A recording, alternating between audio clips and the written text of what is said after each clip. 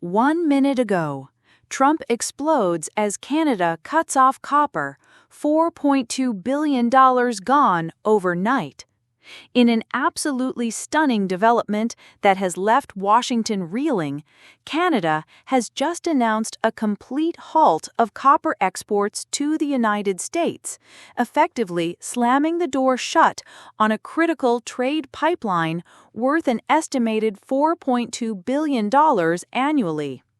The impact of this decision is already being felt across U.S. industries, and former President Donald Trump has erupted in fury, calling the move a deliberate strike against American economic interests. According to Canadian officials, this bold move is in direct response to the United States' recent expansion of tariffs and trade barriers on key Canadian goods, a policy that many in Canada see as unfair and unsustainable. In a fiery press statement, Canadian Trade Minister Isabelle Fortier said, "Canada will no longer be treated as a resource colony for the U.S. Our copper, our rules. This is a new era in North American trade." Within minutes of the announcement, Trump took to social media, writing in all caps, "Canada is stealing our future. No copper, no respect. This is an attack on American jobs and industry. We need strong leadership, not weakness." The U.S. is one of the world's largest consumers of copper, and Canada has long been its closest and most stable supplier. Copper is a vital raw material used in everything from electrical wiring and home construction to electric vehicles, smartphones, and even national defense infrastructure. The sudden loss of Canadian copper has triggered panic among U.S. manufacturers, especially in states like Michigan, Ohio, and Pennsylvania, where industries are heavily reliant on a steady copper supply. Already, commodity markets are reacting violently.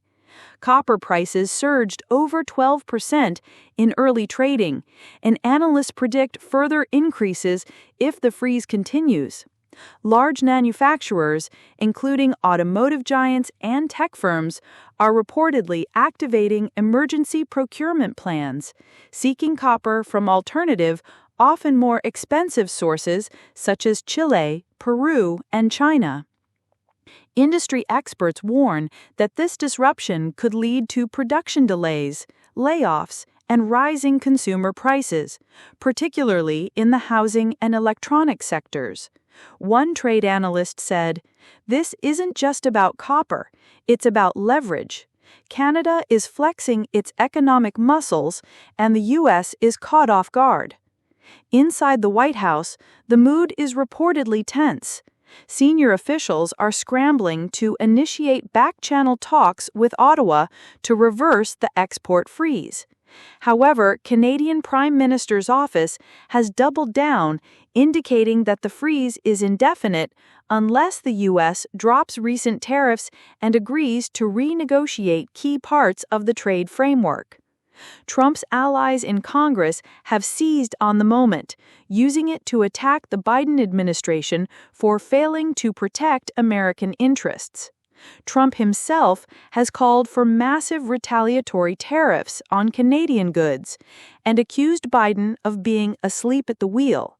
"Canada is walking all over us, and Joe Biden is letting it happen," Trump declared at a rally, adding, "When I'm back in office, we'll bring that copper back, believe me." Beyond the political battle, there are geopolitical stakes at play. Canada's move signals a shift toward resource nationalism, with countries prioritizing their own industries and economies over traditional trade loyalties. Analysts argue that this could set off a domino effect, with other nations reassessing their export strategies in favor of domestic growth.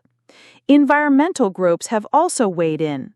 Some are applauding Canada's decision, saying that processing copper domestically reduces the carbon footprint associated with long-distance exports. Others, however, warn that this could push mining operations into countries with less stringent environmental regulations, worsening global ecological concerns. In the meantime, American consumers may soon feel the pinch. With construction costs rising, electronic goods becoming more expensive, and delays looming for electric vehicle production, the question is no longer if this will affect everyday Americans, but how badly. This copper crisis could mark a turning point in U.S. Canada relations and possibly ignite a broader trade conflict. With Trump vowing retaliation and Biden under pressure to respond, the next few days will be crucial. Stay tuned as this $4.2 billion trade shock continues to unfold, reshaping the economic and political landscape of North America. Yes, thanks for watching. Stay updated with Global Scope 360. Thank you so much. Subscribe to my channel and click the bell icon.